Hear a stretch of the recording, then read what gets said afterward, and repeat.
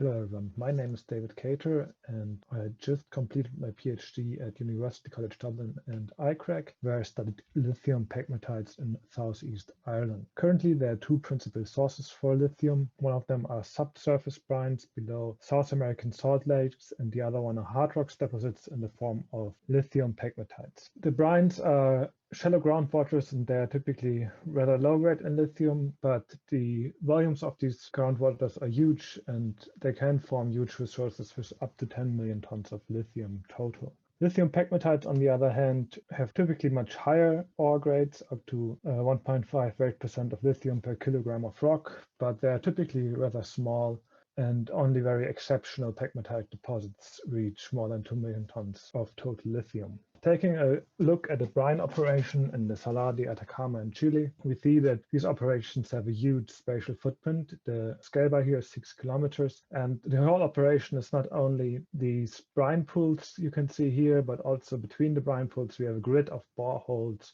which extend beyond the image. The Salar de Atacama alone provided 22% of the world's lithium in 2020, and another 20% or so comes from other brine operations, mostly in South America.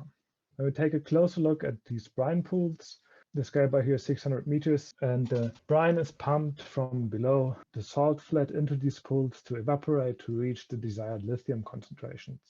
And this is a rather slow process. It takes about 1.5 up to 2 years until the brine reaches the desired concentrations. So production can only be ramped up very slowly. In addition to that, this is a very freshwater intensive process, and these deposits form in the driest places on Earth, which potentially causes problem to the local communities and environment. When we take a look at an example pegmatite mining operation, this is Greenbushes in Western Australia. We see that these have a much smaller spatial footprint. The larger pit here has maybe a diameter of 800 meters. The scale by here is 1 kilometer. And currently mining actually happens underground in this site. Most of the hard rock lithium currently is mined in Australia, and Australia almost provided 50% of the world's lithium in 2020. But they didn't produce the lithium. What's happening is that the spodumene ore concentrate, which contains only a few weight percent lithium, is shipped all the way to China, where it's processed into lithium carbonate and other lithium chemicals, which can be used for further production.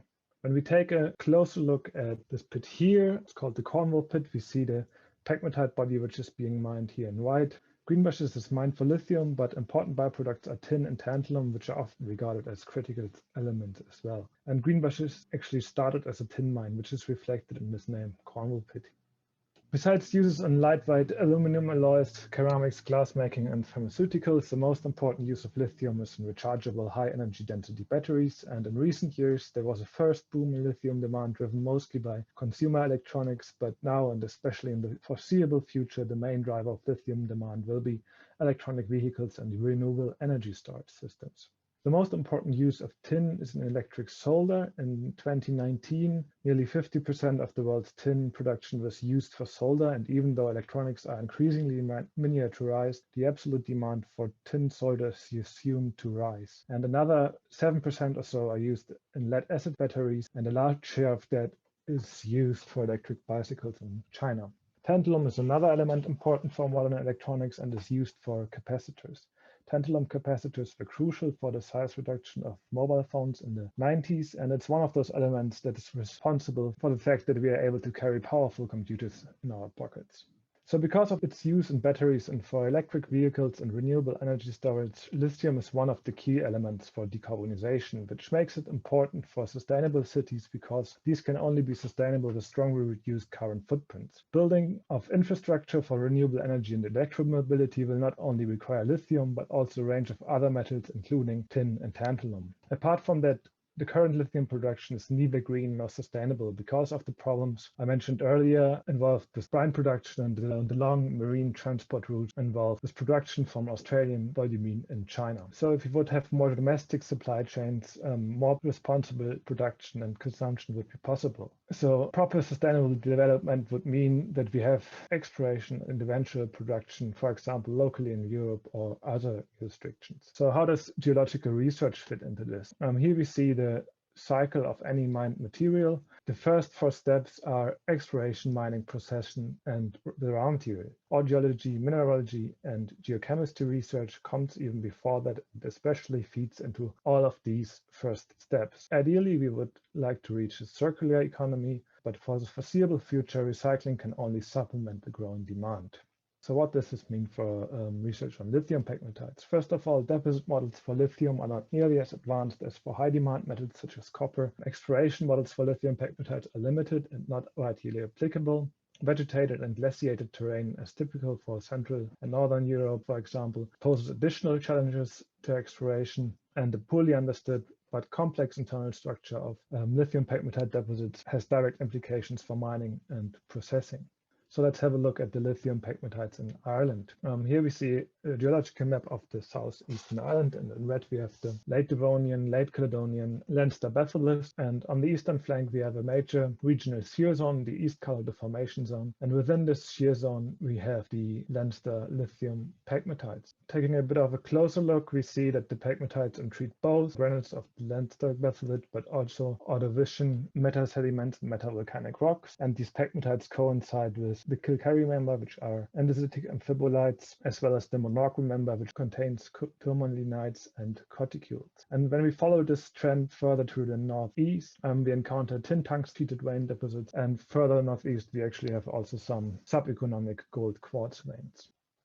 So let's have a look how this might look in an idealized cross-section. We have the Leinster batholiths here, and we think that the lithium pegmatites formed from small batches of anatectic melt that formed in the East Calder Deformation Zone. These melts were trapped and formed small igneous bodies. And what I'm going to do next is walk you through a model for the internal evolution of these pegmatite dikes, followed by some evidence for this model. After emplacement, we start with magmatic crystallization of K-feldspar, quartz, muscovite, plagioclase, and we also see early spodumene, which is the main lithium mineral. We also see some early columbite, which is low in tantalum. As this pegmatite crystallizes, the residual melt you see here in between becomes enriched in rare metals, including tin and tantalum, but also alkalite metals like rubidium and cesium, as well as volatile like H2O and sulfur, as well as other fluxing elements like fluorine. And all of these elements affect the structure and the physical and chemical properties of the melt, which eventually leads to unmixing of a fluid or of a second melt, which causes in situ metasomatic alteration during crystallization of this pegmatite. This is shown in this image. We have still magmatic crystallization, but we also get formation of these quartz mica grisons. And this is the stage where we start to see cassiterite mineralization and, as I said, this in situ grisonization.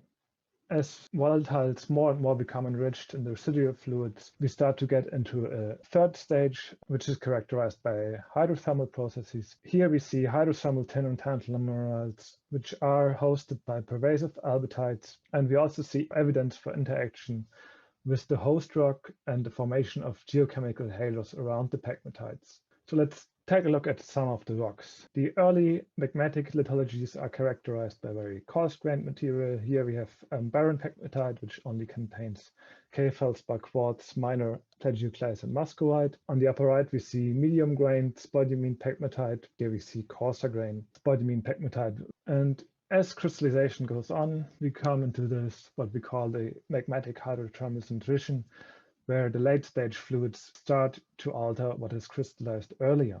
We see some examples here. We have some parts which show nice large crystals of the early magmatic lithologies. In stage 2, we got formation of these quartz muscovite grisons. And then in stage 3, we got formation of these pervasive albitites. Yeah, the main lithium is hosted in the early magmatic units, while tin and tantalum are enriched in the late metasomatic and hydrothermal units. We not only see evidence for this magmatic hydrothermal centration in the rocks themselves, we also see it on the scale of individual minerals. And here we see a backscattered electron image of a columbite grain. It's strongly zoned, which is mainly zoning in niobium and tantalum concentrations. And what this grain records is essentially the 3 stages I just talked about. We have got an early core here, which was partially resolved and then overgrown by this mantle, which shows itself oscillatory zoning. And then we got another paragenetic gap here and partial resorption of the grain and crystallization of this very tantalum-rich rim. We also see this for trace elements.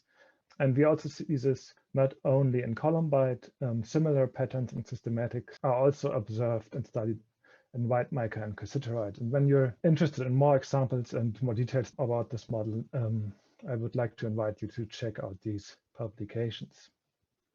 This mineral chemistry is not only useful to reconstruct internal evolution of LCT pegmatites, but it can also aid mineral exploration. When we look at regional stream sediment samples from the area, we see that catchments that contain these pegmatites show anomalous concentrations of tin and tantalum. And when we look at the mineralogy of these sediments, we find, for example, columbite, which shows very similar BSE textures, again indicating a multi-stage evolution. And we again not only see this in the major elements, but trace element patterns resemble what we observe in the pegmatites. And we see this for columbite, we also see this for cassiterite in the stream sediments.